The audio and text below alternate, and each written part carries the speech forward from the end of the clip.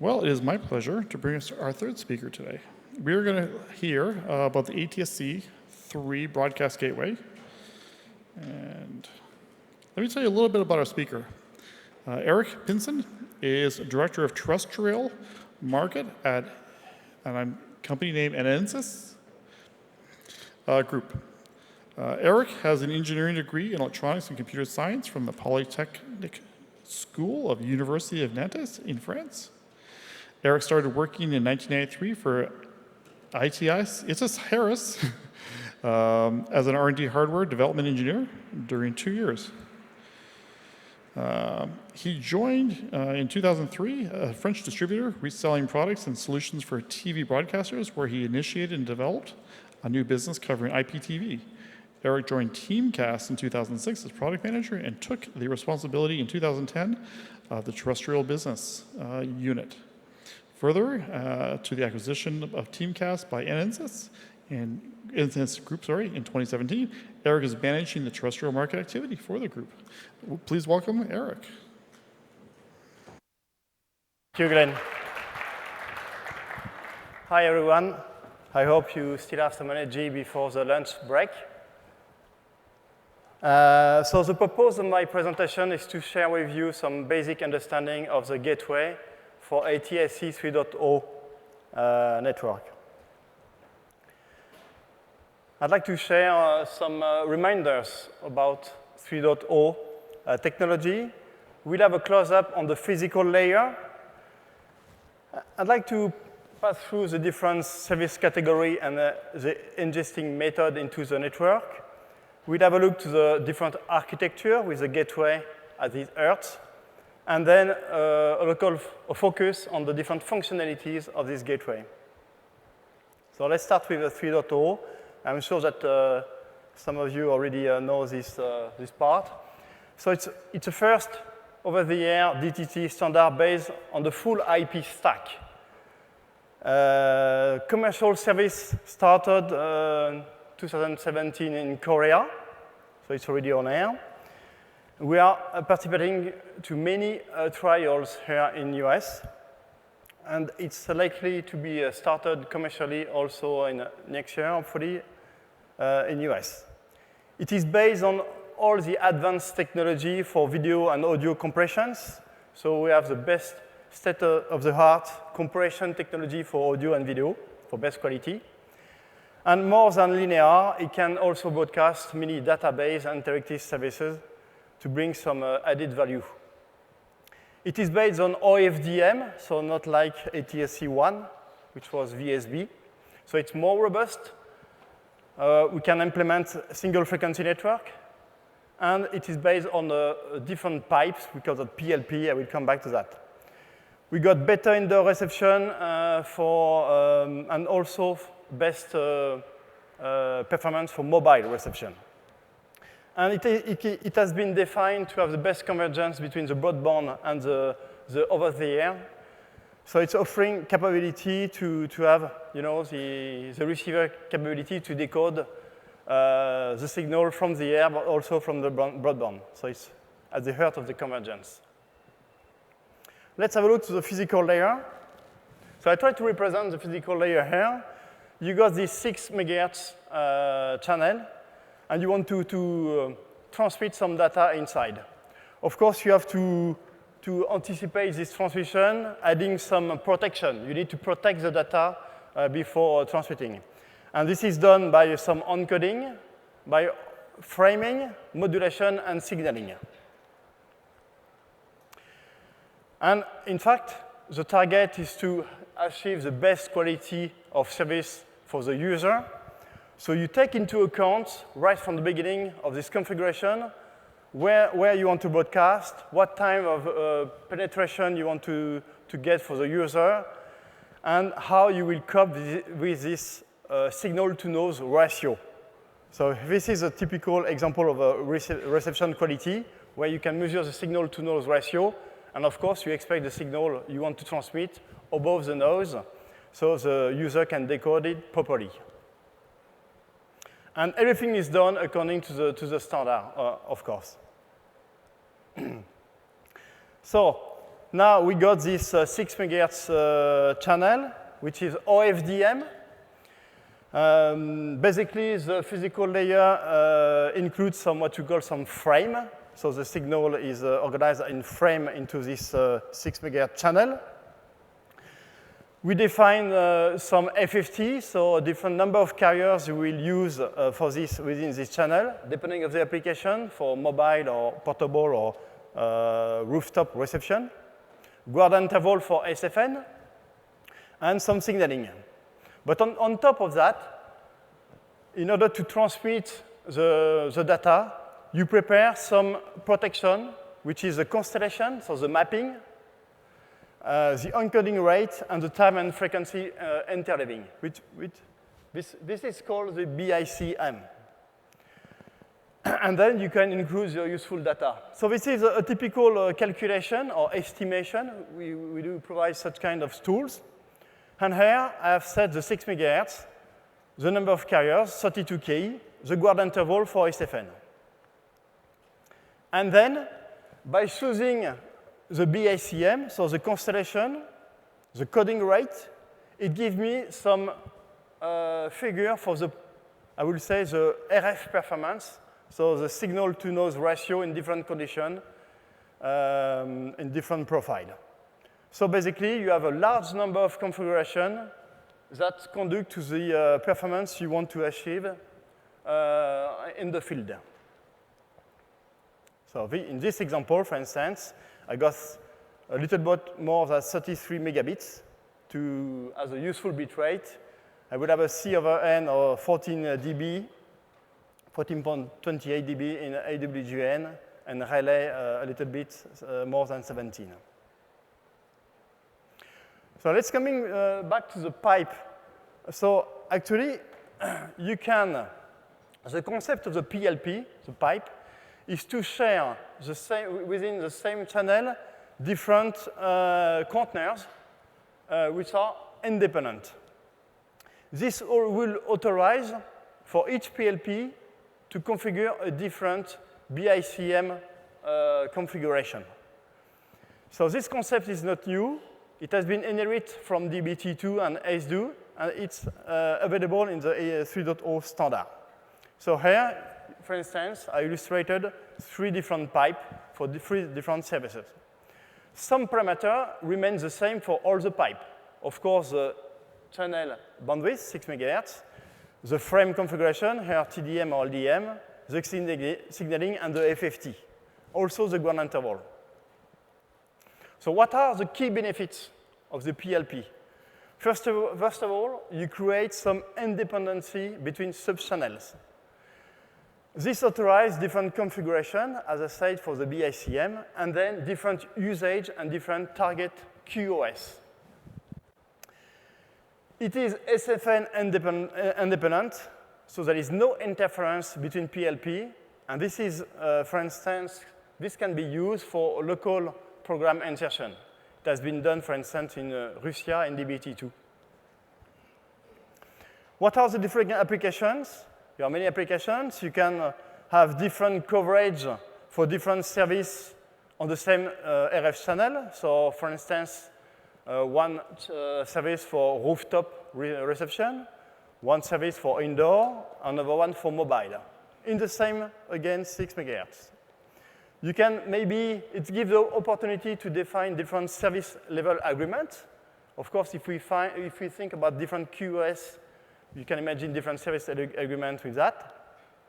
You can also think about having different service providers sharing the same resource in the same channel. And one application, again, is to insert some regional content. So this is an illustration with 3 different services. Imagine you got a UHD service, ASD service, and a radio. You want to use the same 6 MHz channel, here TDM, 16 FFT, 64 QAM. So actually, what you create, you define 3 different PLPs, and you will see that for each PLP, you have different configuration in terms of constellation, protection, so encoding. And this allows you to have different, of course, useful bit rate, but but also different capability in terms of signal-to-noise ratio robustness. So for instance, the HD service will be properly received thanks to the roof antenna. But for portable indoor, it will not be anymore received. So the consumer can receive the SD service. And even for mobile, you can think about only the radio services to be properly decoded. SFN. So Magnus highlighted the SFN in the previous presentation. SFN single frequency networks, you have the golden rules. You need to broadcast the same content at the same frequency at the same time. And this technology requires a central point of sending the information, which is at the head end or studio site. So you need a centralized site to feed the different transmitter sites. And everything is locked thanks to GPS. So here comes the gateway. We need the gateway to be centralized at the centralized point in the network, at least to prepare this content for SFN. So let's have a look now to the different category of services. So to make it very simple, we have defined here two types of service categories. The real-time service, which, for instance, corresponds to all the linear contents to be broadcasted, so the TV channel live, radio channel live. And all the other type of information can be characterized as non-real time, like electronic service guide, advanced emergency alert, data delivering, push VOD, etc. So two categories. So having now a closer look to the architecture with the broadcast gateway at the heart of the network. From the left to the right, you have the service provider, or you will find all the encoders, but also the data server. They will provide some dash segments to the packager. So you need a packager, we'll come back to that, to interface between the source, the studio site, and the broadcast gateway. And the broadcast gateway receives some IP-based services. It can be connected to the overall orchestrator to manage the configuration. And then the output of the gateway, there is a STLTP link to feed the different transmitter sites. On each transmitter site, you find the exciter, which modulates and transmits the digital, and of course the transmitters. And on air, it's a SFN coverage. We can think about a more complex organization. Imagine you have two different service providers here sharing the same 6 MHz channel. In that case, each packager is responsible for any of the service provider content, but you find a centralized, again, gateway to manage and to be responsible of the global capability of the channel and global configuration of the channel. So let's have a look now to the functionality inside the gateway. So first of all, the data needs to be packaged by the packager. So you need to ingest the real-time and non-real-time content into the ATSC 3.0 broadcast chain. So basically, we got two types of technology, the root stream or the MMTP stream. Right. On this step, the packager also prepares some signaling. The signaling is required to help the device, to help the TV set to properly decode the signal at the end. And everything is transmitted out of the packager as IP services. So these IP services now feed the broadcast gateway. So the broadcast gateway receives and processes the incoming IP multicast, which are either MMT or root. So there is input processing, which takes care about the buffering, compression, etc. And we implement what we call the ALP encapsulation. It's a generic transport layer encapsulation to, I will say, to separate this encapsulation with the different streams that can be various, even MPTS, actually. And then you have all the block, which is the physical resource management, very important. Here we configure the complete configuration of the channel.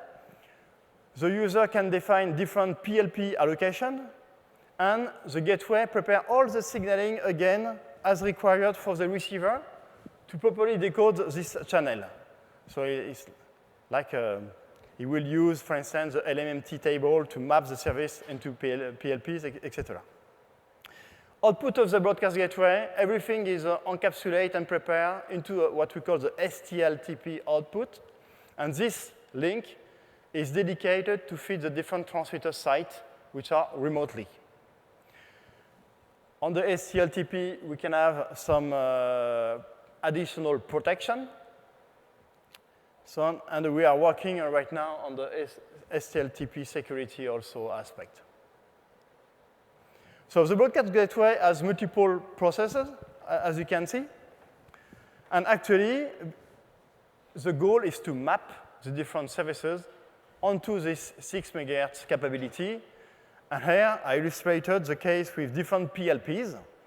So basically, in this example, the RF channel has been splitted into 4 PLPs. Then you can create different signaling if you want to reference all the services among the different PLP, or if you want to create, I will say, some separate between the PLPs.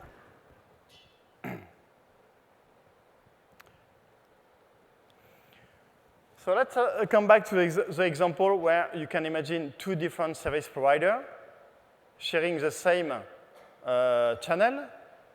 So we'll have 2 different packagers here. Each packager is responsible to ingest the real-time or non-real-time services.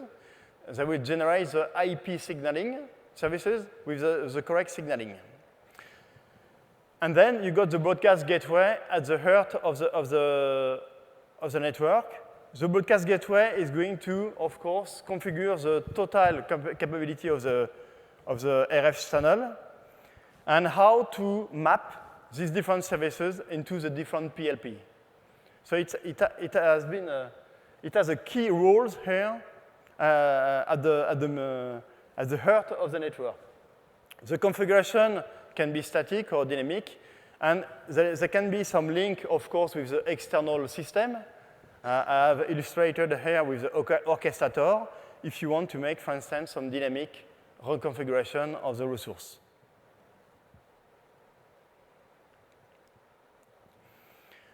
So from basic to smart, having listed the different functionalities of the gateway, the manufacturers have different way of implementing this process.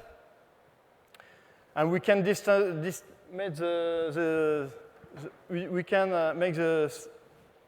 between the basic and the more advanced functionalities. Actually, the gateway can receive the different IP services from the packager with no priority management. So I will say it receives the stream and just push it to the RF channel. The physical layer allocation and the configuration can be static and fixed. So no change in the day, for instance, very fixed. And the signaling can be regular, I would say, so very common way of generating the signaling fixed. And regarding the STLTP output, it can be without any security or encryption.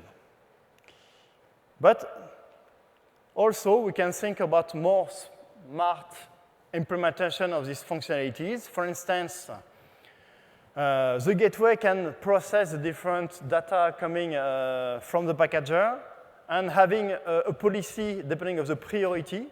And it can make some different insertions according to different level of priority. So it's come back to a QoS. We come back also to the SLA aspect.